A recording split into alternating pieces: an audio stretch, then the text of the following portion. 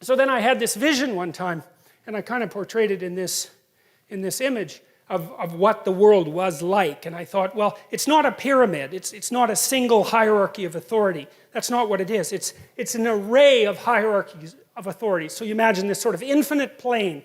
And in the infinite plane, there's nothing but pyramids. And inside the pyramids, there are strata of people everywhere, far as you can look. Some of the pyramids are tall. Some of them are short. They overlap. It's endless. The plane is endless. And those are all the positions to which you could rise.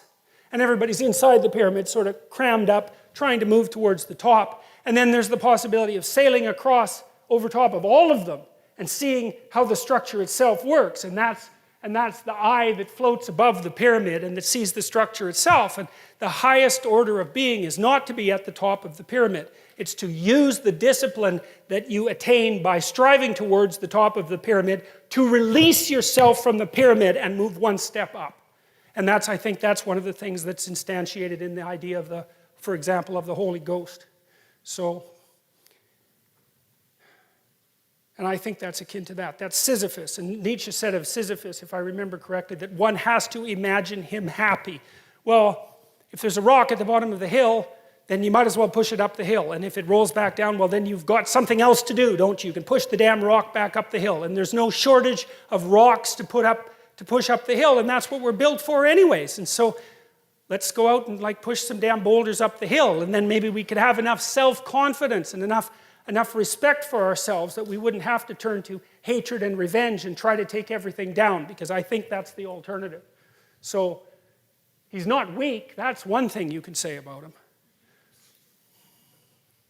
The same idea represented there, right? That's Atlas, who voluntarily takes the world on his shoulders. It's like the idea of Christ taking the sins of the world on his shoulders. It's exactly the same notion, which is the notion that you should be able to recognize in yourself all the horror of humanity and take responsibility for it, because that's what that means. And the thing that's so interesting about that is that if you can recognize in yourself all the horror of humanity, you will instantly have a hell of a lot more respect for yourself than you did before you did that.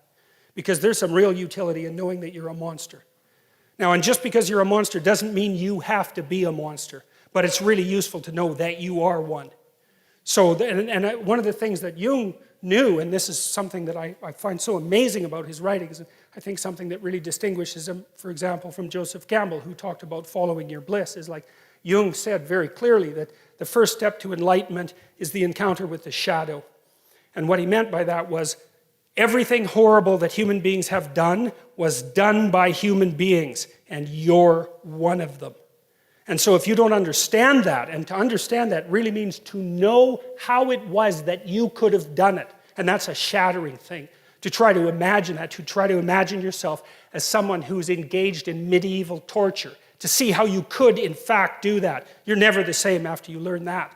But being never the same after learning that is unbelievably useful, because when you understand that that's what you're like, then you're a whole different creature. And I don't think, and this is something I did learn from Jung, is that you cannot be a good person until you know how much evil you contain within you. It is not possible. And it's partly because you just don't have any potency. Like, if you're just naive, if you're just nice, if you'd never hurt anyone, you'd never hurt a fly, you don't have the capability for any of that, why would anyone ever take you seriously?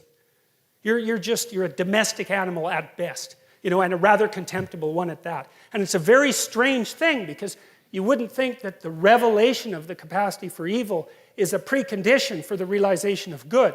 But I believe, first of all, why would you be serious enough to even attempt to pursue the good unless you had some sense of what the consequence was of not doing it? You have to be serious about these sorts of things. It's not the game of a child, right? It's the game of a fully developed adult. And I learned this in part when I had little kids.